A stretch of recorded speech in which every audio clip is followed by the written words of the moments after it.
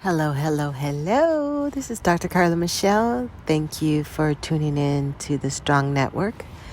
It is such a pleasure, as always, to tune in with you. I hope that your day, your life, your mind is doing well today. And so many times we just keep going, and we have to take some type of reset, a break, a thought, a time to relax, a time to pray, a time to talk. Time to be quiet. I mean, there's so many times that we can implement into our lives to help us. I wanted to stop in today, and I read something during my morning reading time. And if you haven't heard this already, I've said it and I'll say it again. I'm a true believer in a concept that I heard from somewhere, but I also share with my clients is 20-20-20. 20 minutes for your mind, 20 minutes for your spirit, and 20 minutes for your body. So I myself, even though I do give it to my clients, it's something that I implement into my life as well, and helps with a structured morning. It helps with my insight. I've heard my clients say that they have been able to just find some harmony in their lives and focus and clarity and just help them deal with people better, their jobs better, decision making, because they're taking this time for themselves first. First thing first. Some of us have to get up early. I have one client probably getting up at 5:30 because they have to get out the house when it comes to their kids. Excuse me. Excuse me.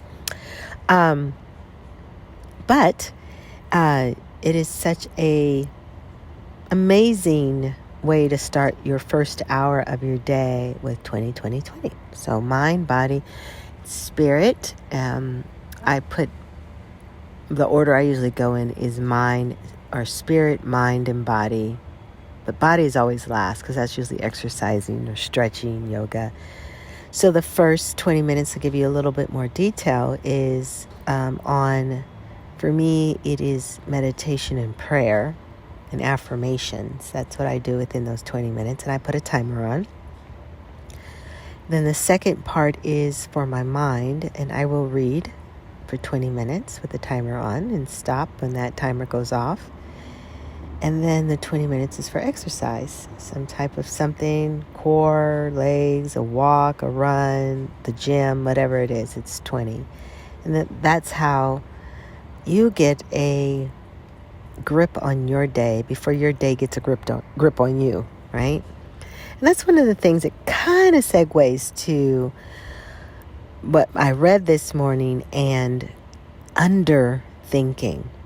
How are you underthinking? I know we hear a lot, excuse me, I know we hear a lot about overthinking, but what do you think about underthinking? So, I've not heard of underthinking before, I have to say, but I thought it's worth sharing because overthinking can equate to underthinking. Yeah, you think about that. Overthinking, where we are anxious and have all this anxiety locked up in it, and we say, oh, I'm overthinking. And I've told clients, yeah, you're overthinking. But I mean, when I tell my clients, coaching clients, if those of you don't know, I'm an executive coach, an executive life coach, because not only do I coach executives, but I also do life, because I believe working on the inside out is important. Sometimes we work on the outside with promotions and business adventures and relationships and different things that happen in our world, but it's the inside of us that we really need to focus on and build from the inside so that our outside has more of a stability that we need. So that's when I'm talking about clients, I'm talking about my coachees. So overthinking usually means you're just all over the place. It's chaotic thinking, and you are putting yourself in a position where you really are not going to make a decision. You're just overthinking. You're asking people their advice, you're reading, you're Googling, you're not settling into trusting your gut. Not just trusting yourself. Trusting yourself is important, but also trusting you know what works and you know what's right. Right? You have to understand, yes, we make mistakes. Everything doesn't turn out the way that we would love it at all times.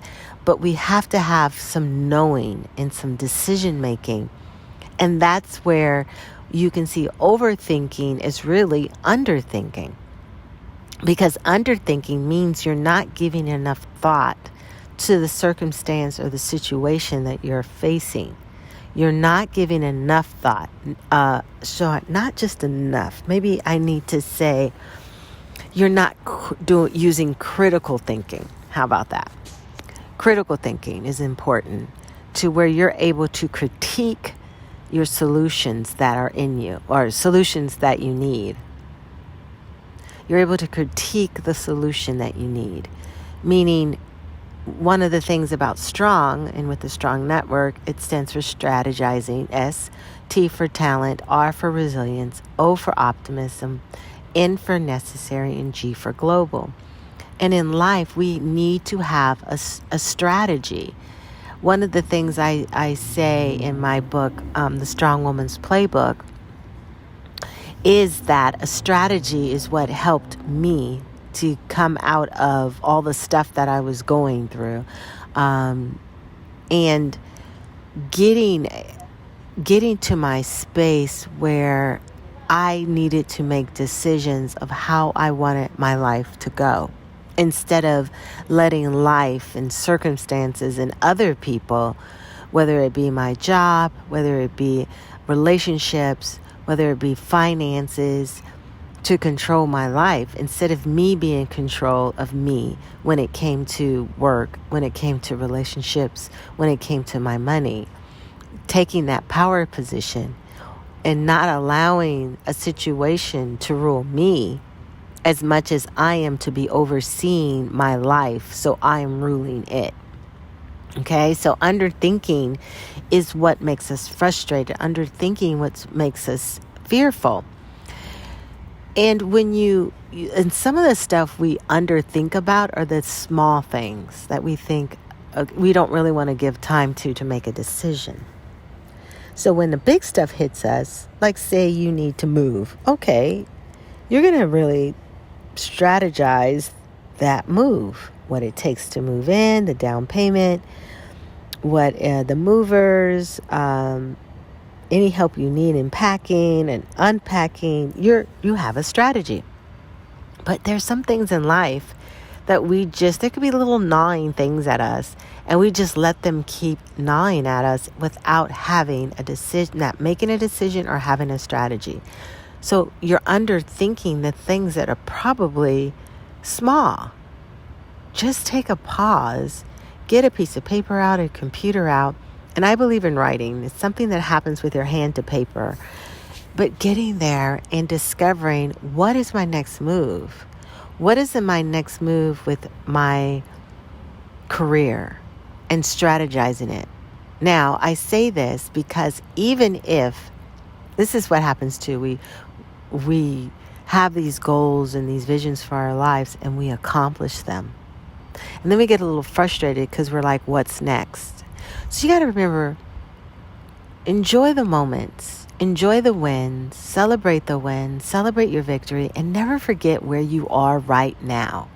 Never forget where you are right now in your life.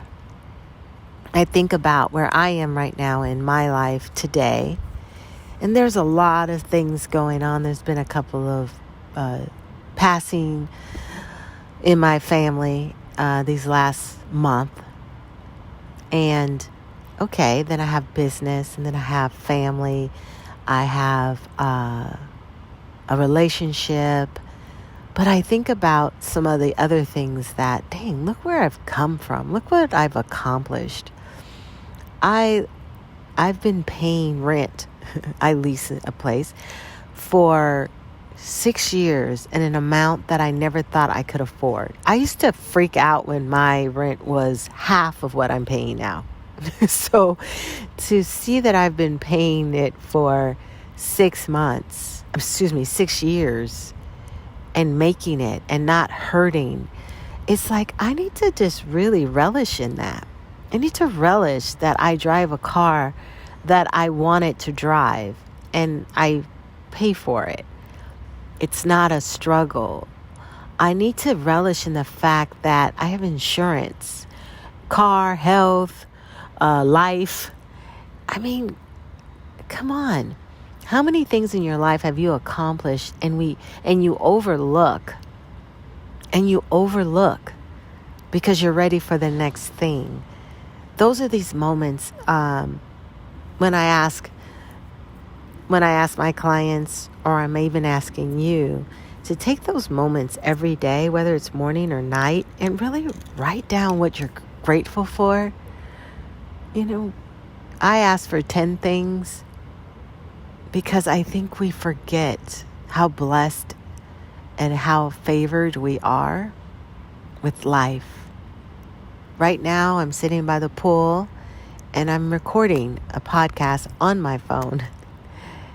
And I don't edit, so you will hear the coughs will stay. But we have to relish in what we've accomplished. We have to relish in the good that we have. And then there's that other side is once you do get here, there is that moment because we're meant to be conquerors. We're meant to overcome. And we can get a little bored of what we've accomplished in the past.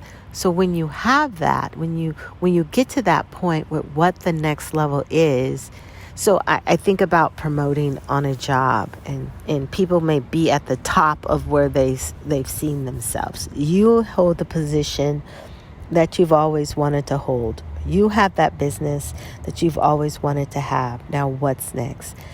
The thing is, it's not always doing the same thing that falls under what's next. What I mean by that, it's not, as I said earlier, it's not promoting to another level because you're happy.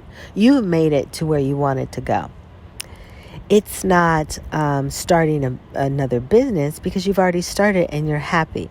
What else is in your life that you need to add to your I've accomplished list? And what are you overthinking about that item or that task or that feeling that you want to feel? And why don't you have a written strategy? Why don't you have a solid decision about what you want? How are you underthinking your next step? How are you underthinking the next feeling you want? The things the way you want to feel. Are you playing, for instance, with the feel part, vacation. I have a desire to go to Napa, not too far from where I am, but I can say I want to go to Napa. I could say I want to go to Napa, but what am I doing to go to Napa? So underthinking going to Napa would just be, I want to go to Napa. I might put a picture on my vision board. Okay. Underthinking, that's still underthinking. Yes, I have it before me on my vision board, but am I even looking at where I want to stay? How long do I want to stay? What experience do I want to have? Do I want to go in a hot air balloon? Do I want to just drink wine all day? I will tell you this. This is one of my decisions. I want to go and I want to have when I'm there, it is going to be a silent trip. Yeah, I want to have a silent trip where I'm not talking, but I'm around people. I'm not going to just seclude and isolate myself. But I don't know. Let me know. Do I get a badge saying silent? I'm silent this day? I don't know. Is there something? Is there like a chain you could put around my neck? I mean, but that's you see, I'm making decisions. Well, you would say, you sound like you're overthinking. No, I'm not overthinking. I'm not underthinking. I'm planning. I'm actually planning the thing that I want to happen in my life. If you want your finances in a certain way, how are you planning? How are you, have you decided? Have you set up your bank account to take a certain percentage out and put it in your savings? That's decision making right there. Underthinking is just saying, I need to do better with my bills. Overthinking is like underthinking. You're not doing anything. You need to make a decision. Have the money taken out of your checking account and put into your savings. 10%, 5%, 20%. Put something away. And then don't stop there. What are you going to do with that saved money? Is it towards something you want to do, a trip you want to make, an item you want to buy? Or are you building up a down payment on something? Or you just want to have some money in the bank? But you need to make a decision. So whether you're overthinking or underthinking, you're doing the same thing. You're not getting anywhere. Make decisions. Decide where you want to go.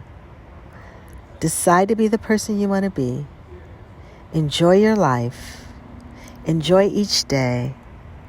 And understand there's some things waiting for you to make a decision on. All right, this is Dr. Carla Michelle. Once again, thank you for this time. I always enjoy our times together. I want to have more, so keep tuning in. And there is 4 seasons of episodes for you to listen to. I hope you would share with me which one is your favorite. And you would also tell someone else to subscribe. Listen and subscribe. Tell your mom, your sister, your brother, your coworkers, your boss. And it is always a pleasure to have you there. Oh, and leave a rating. I would appreciate that. I enjoy 5 stars. I enjoy 5-star ratings, and any input you have is appreciated. Have a great day. Remember, you can always reach me at hello@drcarlainc.com. With any questions, you can email me. You can join me for one of my events. You can sign up for coaching. There's just so much you could do. You can follow me on Instagram at Miss Carla Michelle. And I will see you soon. All right. Until next time. God bless.